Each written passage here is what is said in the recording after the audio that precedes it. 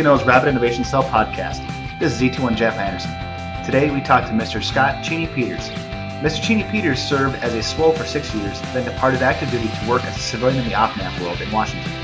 In his free time, he is Vice President and Director of the Center for International Maritime Security, better known as simsec.org. We had a great discussion about 3D printing and collaborating through blog sites to get your ideas out there for others to discuss. Stay tuned.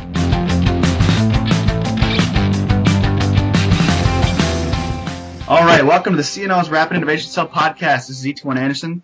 Today I have with me Mr. Cheney Peters. Welcome, Mr. Cheney Peters. How are you doing today, sir? Yeah, I'm doing great. Happy to be here, enjoying a nice Saturday. Outstanding. How's the weather there in D.C.? It's getting a little bit colder, but as a fellow upper Midwesterner, I am used to the cold. I'm a North Dakota native, and I understand you're from Minnesota, so yes. So this will probably be warm in comparison when I go home for winter break. Yeah, my wife and I are both Minnesotans, and we were talking a little bit ago about how it's a cold week coming up ahead. It's going to be 70 at the hottest, so we're putting sweaters on. Yeah. You start to lose. People will say, "Oh, but you're from North Dakota. You should be used to this cold." But it's all relative. You start to lose some of that that sensitivity after a while. Yeah, absolutely. It's like your blood starts to thin or something. Yeah. So tell me about your involvement with the CRIC and the CRIC-X. Sure. So I was fortunate to have the opportunity last year, after having interacted with some of these stuff, the CRIC or NWDC, Naval Warfare Development Command, had been putting up online, just shooting a couple of emails and links back to those folks there about some other things that I'd seen that I thought was interesting and some projects that I'd been working on, to be invited to, as a reservist, partake in the CRIC and try to join up as much as possible. Unfortunately, with the on the reserve side, it can be a little bit more touch and go as to what you're able to participate in, just because you have an additional full-time job that isn't always as flexible in letting you go. So I missed out on some of the other great opportunities that CRIC full-time CRIC members also had for travel, but I was very fortunate enough to get linked up with the group and to go to a couple events local to DC where I'm at and in the area, and then also help start working on a project that spun in part out of some thinking and writing that I'd done, but that has to do with naval applications of additive manufacturing. And I by no means want to claim that, the first person to think of this, because it's certainly been, a lot of thought that's gone into that over the past several decades. Mm-hmm. But just with some of the recent maturation of technology, you might have seen, some of the big news or kind of quirky news over the past year or so of, people printing, weapons or, food to helicopters and drones. Yeah, it's really cool. And I just talked to Lieutenant Coleman about this last week, too.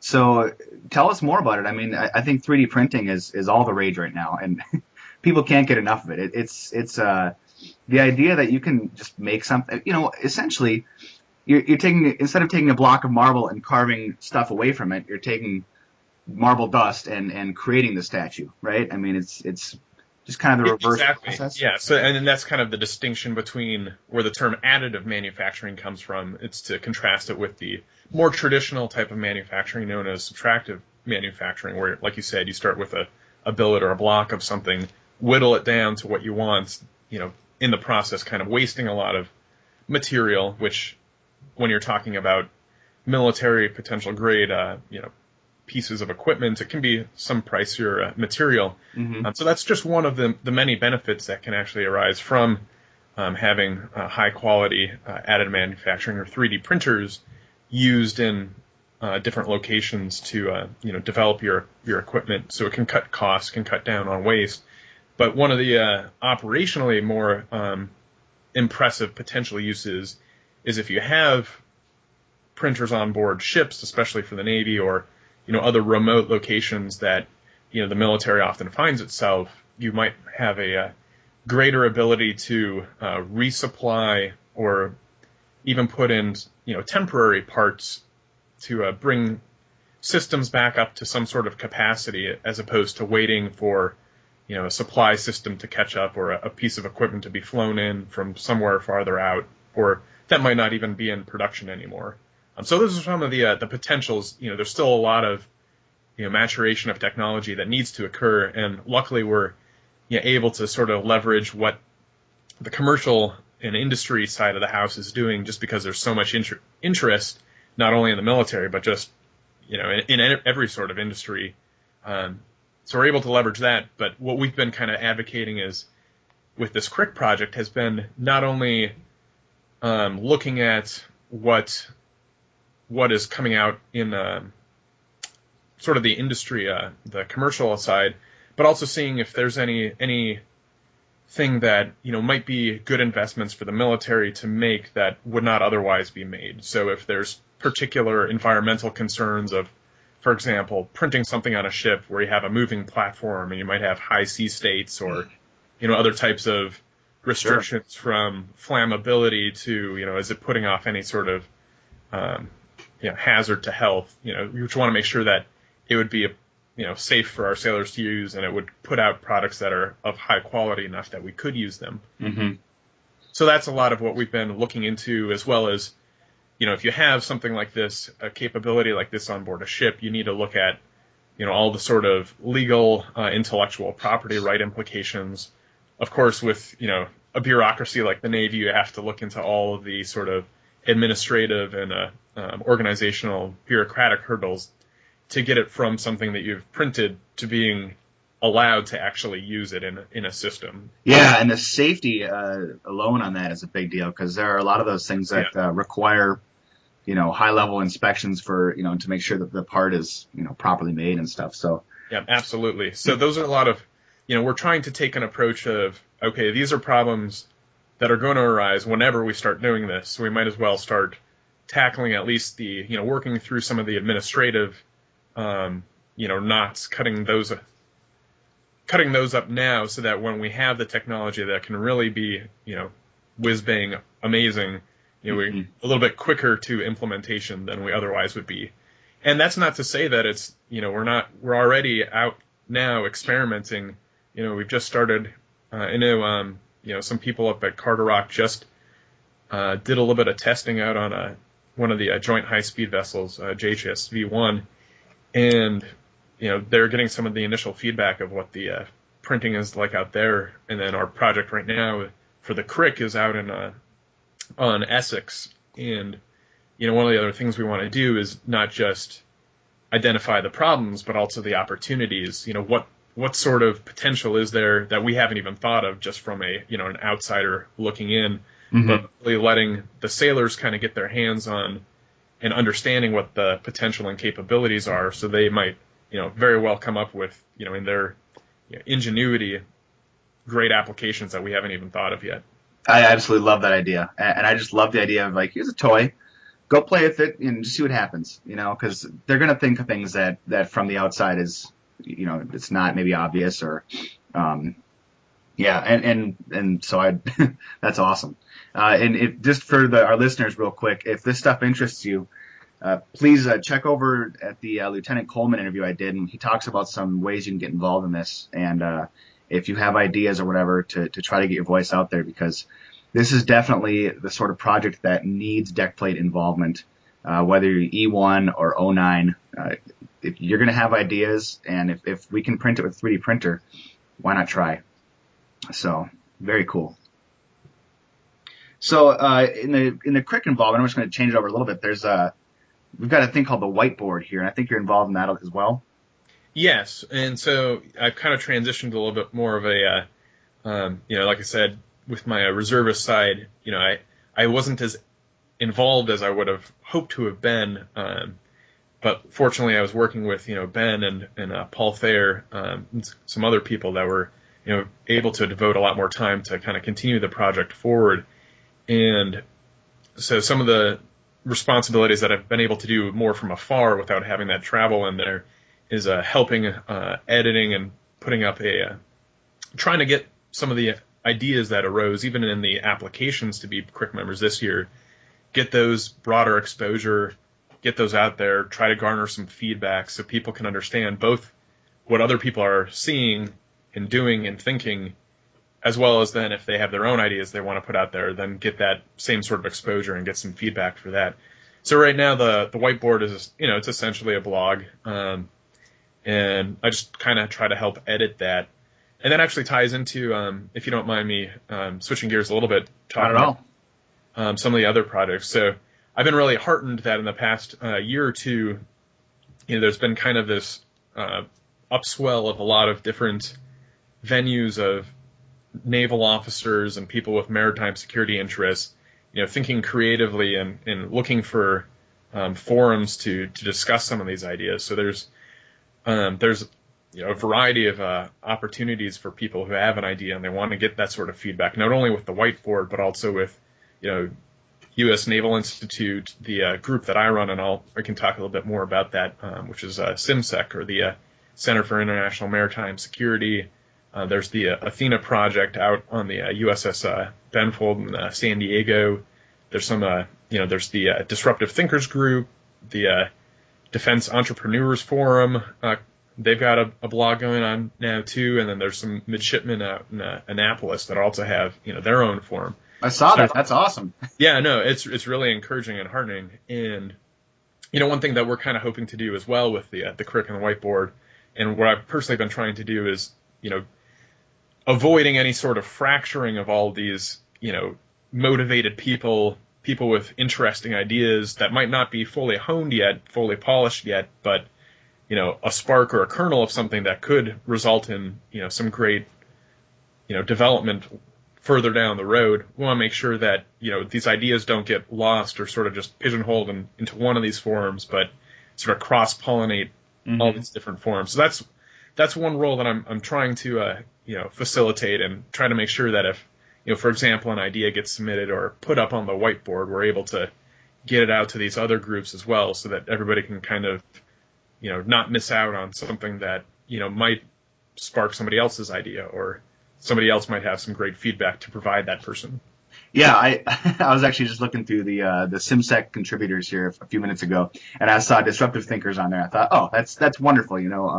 Just because we posted it originally on Disruptive Thinkers does not mean that, it can't be posted on CIMSEC. It doesn't mean it can't be posted on the whiteboard as well. And get it out there. Get your idea out there. The good ideas are gonna get a lot of comments, a lot of discussion. The bad ideas will filter their way out, and nobody's gonna sit there and say, at least I haven't seen this yet, that's a stupid idea and you're stupid for bringing it up. Yeah, exactly. So, and I speak as as an enlisted guy. I've written a couple of just little articles for U.S. Naval Institute, and they were really welcoming about that too. Actually, I think one of them for them and one for the DEF conference. Yeah. But it really is a low barrier to entry. You do not need to be, like an English literature major who's written, extensively. You can just write something about something on a ship or something you see in the Navy that you've got an idea for, and people are open to it, and you can shop around too. So. Yeah, absolutely. And so that's that's one of the things that we kind of started up with CIMSEC. If you don't mind, I'm jump into that sort of absolutely topic now. So it was a year ago. I was a active duty naval officer at the time. Surface warfare is my background. So I was up at the Chief of Naval Operations Staff, or OpNav, in DC, and I was actually the editor of Surface Warfare magazine. Was my short tour, which was kind of neat because it was just happened to be lucky that it was on my slate when it was time for me to roll to shore tour, and I was able to decipher the sometimes very opaque code of what the little acronyms and things mean, and so I got the job, and I was having fun doing a lot of editing, working with some really good MCs, mass communication specialists, who I had not really had much opportunity to work with before in the public affairs community, and just reaching out to a lot of people, building up a lot of good, contacts, and being able to, see the breadth of, the Navy and the creative thinkers that were out there. And I was thinking to myself, I would like to have an opportunity to kind of continue this, sort of conversation and continue to have a forum for my own personal writing and for helping other people get their writing out there and their thoughts out there. even after I leave this particular job. And so I'd also never really created a website before, so it was something of a personal challenge to, throw something together. And, Sure.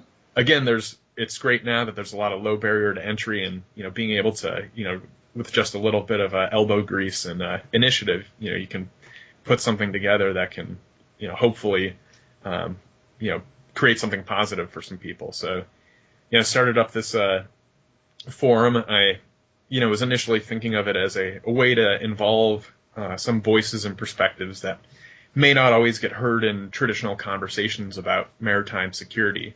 So enlisted like yourself, junior officers like myself, younger academics, and international analysts who might have, be sitting in Poland or sitting in, the Philippines that, again, have a unique perspective on something or interesting thoughts on something, but just don't necessarily have a means to, join in the conversation that we're having, at least here in the U.S. Sure.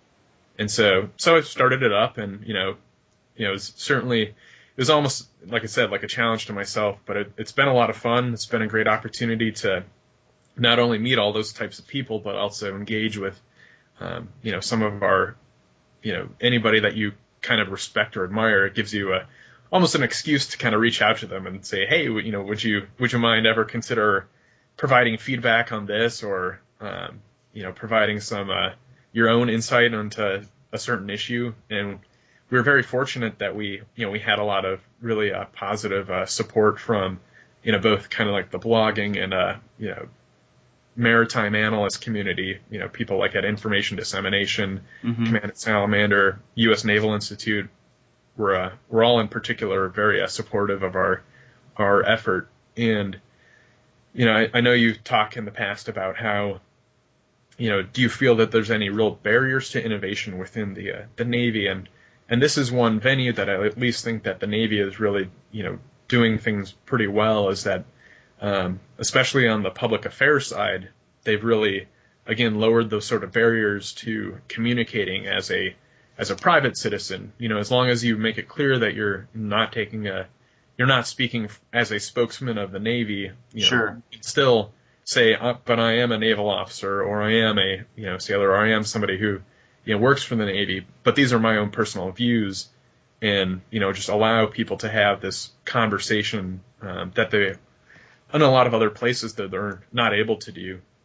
Like, we talked to some of our friends, in Australia and some other places, and they, they have a lot more difficulty being able to partake in that same sort of, very honest and open discussion, just because there's a little bit more bureaucratic hurdles that prevent them from being able to do so. Yeah, and we have that American sort of attitude of free speech, and even though obviously we are mindful of what we say in public settings, there's still sort of that, like, well, we're gonna have our ideas out there. You guys have a pretty deep bench of talent too on SimSec. I mean, there's a real long list of contributors, and I think the last 4 or 5 articles were all from different people, and all within like 3 or 4 days. So I mean, you guys are really putting out a lot of content, it looks like. Yeah, I mean, I think we've really kind of hit our stride as far as, sort of an operational tempo of getting, producing material, and, not producing material just to produce material, but because something is, somebody grabs somebody's interest and they really want to talk about it, or get feedback on an idea they have, or, they see something out there, because it's kind of a mix of both the sort of, innovative, technological advancements or conceptual thinking as far as, within a maritime context.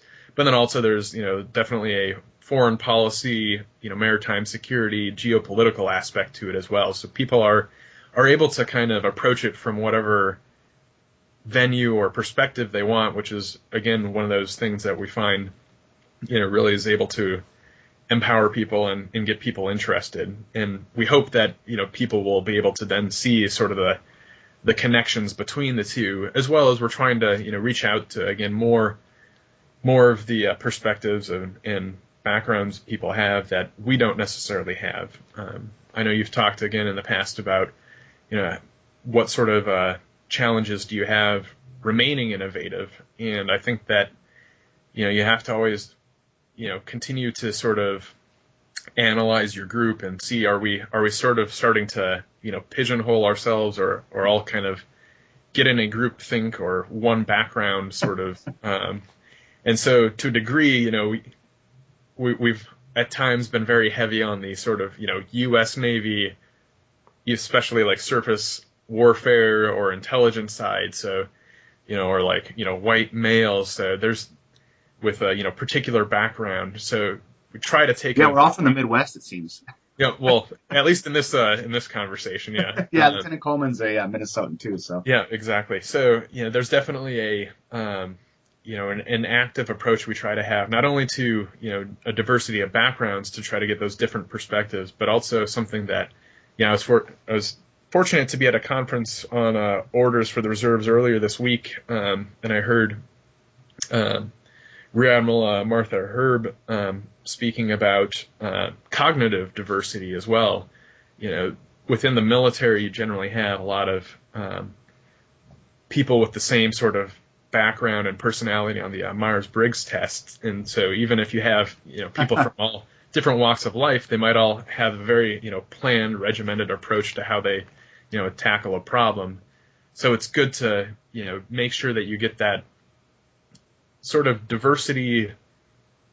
Yes. Within thinking as well. Yes, it's funny that you point that out, because one of the things I've noticed between disruptive thinkers and the CRIC is it attracts a lot of people who are not in that standard Myers-Briggs, whatever that most people are. I think that maybe not most, but maybe the largest majority within the military are. And right. What happens a lot of times, it seems, is folks like that get driven out because they don't hear their voice. They don't. The way that they look at the world is not reinforced by their coworkers, and it's not their coworkers are bad or anything, but there's not that diversity of thought, and so therefore they get frustrated and move on. But so trying to make these things happen, disruptive thinkers and SimSec and the CRIC and Defense Entrepreneurs Forum and those things, it gets those people involved and gives them a voice. And how much better off are we as a military to have that diversity of thought? I'm so averse to everybody thinking the same thing that even when I get around the CRIC, because a lot of us think the same in that we're all kind of trying to do interesting things. I feel like we're all nodding our heads, and I go, oh gosh, this maybe this isn't a good thing, But right. No, it was. Yeah, it's. You remind me of just saw the movie version of World War Z a little while ago, which was not a. It was certainly different from the book, if you've read the book as well. But, not yet. Is it worth reading the book? Is it a good book? I thought the book was interesting. It, I enjoyed the sort of, I enjoy, post-apocalyptic kind of books just to see it from the sociological perspective, like how the society reacts, and they did a pretty good job in that. And one of the things that they had from the Israeli Mossad officer speaking in this movie was talking about how they had a institutional requirement that if they ever had all of their essentially analysts agree on an outcome or dismiss something, they would be required to have somebody take the devil's advocate perspective and actually, you are designated as you have to go and investigate, even if everybody else says that it's not, not possible. So just going back to what you're saying about, trying to make sure that, you never end up with everybody in a sort of group think, too similar of a background or too similar of, the way they approach something. And that actually ties into also, trying to get people from, the maritime industry side. We're trying to get people from, the environmental sciences, trying to get, NOAA or, oceanographer type people, anybody that really has an interest in maritime issues that would then tie into maritime security. But one thing that I do think the CRIC does well, even if sometimes the background gets a little bit similar, is, going out and seeking those different ways that the commercial industry or people like Google or IDEO or other type of innovative institutions, how they approach problems, not just how other militaries approach problems, how they're looking at different new technologies or different new ways of doing things, so that they can get again that sort of mixing of ideas and potentially making connections they wouldn't otherwise think of. Yeah. What IDEO is doing is phenomenal with the Tang initiative. And I recommend to our listeners, if you have a chance to do a Google search, IDEO, Tang, like T-A-N-G, like the drink, IDEO and Tang, and just Google that and check out the videos that come up. And that's some amazing stuff. Again, great innovation coming from the deck plates. It's lovely. So what is this? I'm going to ask one more thing to get Sure. To bring some people to your website. There's looks like a giant squid in your Maritime Futures Project. So if you go to cimsec.org, CIMSEC.org, O-R-G, and then special projects, there's this, it looks like a giant squid. What is this? So one thing that we like to do with on CIMSEC is we'll just kind of take suggestions from our members, and completely free to join. It's very, again, low barriers to. We just want to make sure people actually have an interest, and they don't have to even contribute in any sort of writing capacity. Some of our members we have that just will show up to some of our local meetups and join us for a drink or two, or they'll come out to join us on the Facebook group and just join in some discussions there. But one thing that we like to do is take suggestions from these members for particular topics that they think would be interesting to spend a week of analysis focusing on. And so then we'll get these suggestions and then go out to our contributors, go out to anybody that we think might have an interest in this particular topic, invite them to participate, and spending a little time thinking about, again, the different nuances, taking different approaches to what you think of different problems. So we've done things like seasteading, which is building islands or artificial structures out in the ocean. We've done things like alternatives to the U.S. destroyer Flight 3 DDG. We've done things like looking at African future maritime security issues. So one of the things that we did was we had this Maritime Futures Project, which was running at the beginning of last year. And we had 9 different questions that we sent out to people who wanted to participate, and just asked them about different things that they thought might be of interest in the future or might develop in the future, like different maritime disputes that might lead to conflict, how people would design a new naval vessel, what people should invest in as far as developing naval capacities. But just this little squid thing that you see, if you ever remember the TV show Sequest, that was it was actually, if you look on the little photo, it says that it was supposed to be commissioned their vessel in 2013. So we just thought it was kind of a fun little tie-in of back when 2000 seemed like the future. Exactly, thinking ahead to the future of the Navy at the time. Oh man. So sadly, we don't have any giant squid submarine vessels, but we do have some pretty cool, neat platforms that have been coming out recently. Yeah, definitely. Okay, so a couple of quick more questions before we have to head out. But creating a website, how did you go about doing that? So I remembered the GoDaddy commercials, apparently, that they actually, work and stick in your brain. So we wanted to have our own domain, so we went and did the domain registration through GoDaddy and just, put the money down for that. So that's really been our only overhead, which, when you talk about having low barrier to, starting something up like this, we've been able to work with a law firm pro bono to register as a 501c3, nonprofit think tank. And other than that, it's really been just our cost for the website. We registered the domain name, then we went to a WordPress. We used a WordPress platform to develop the website, and we just used a free one of the themes that they have for providing a lot of the graphic user interface. So it's very minimal coding. I had to learn just a little bit of HTML to tweak some of the basics that they provided. Sure. But just went in there and tweaked it to hopefully make it look somewhat presentable and somewhat credible as a platform, but you don't even have to if you're not concerned about having your specific domain name. And I will say, just kind of funny side story, the way we came up with our name was we just tried a bunch of different combinations of acronyms to see what was already taken, and this one was not. So we were like, okay, now that we have the acronym, we'll have to come up with what it stands for. So nice.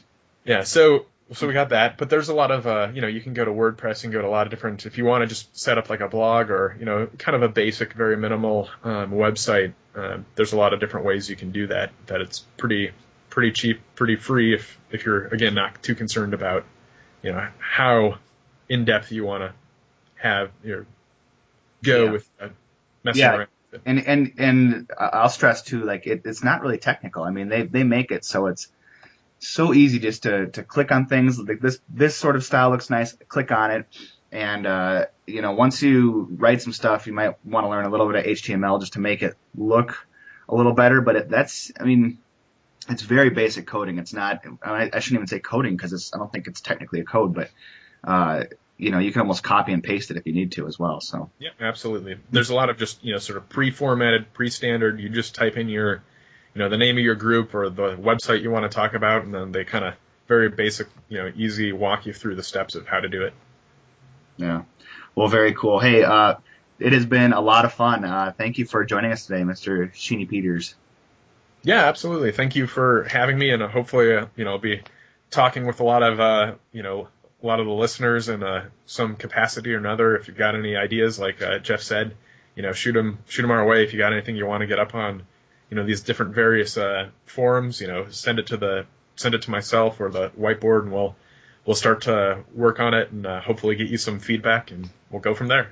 Great. And so actually, that's a good question. How? Is there like a contact us button on your simsec.org, or is there a Facebook page, or? Yeah. I mean, so really any of those ways will lead you. But, if you're just listening right now, I can throw out my email. It's, Scott Cheney Peters. That's CheneyPeters @gmail.com. Just shoot it there, and then we'll go from there. Okay.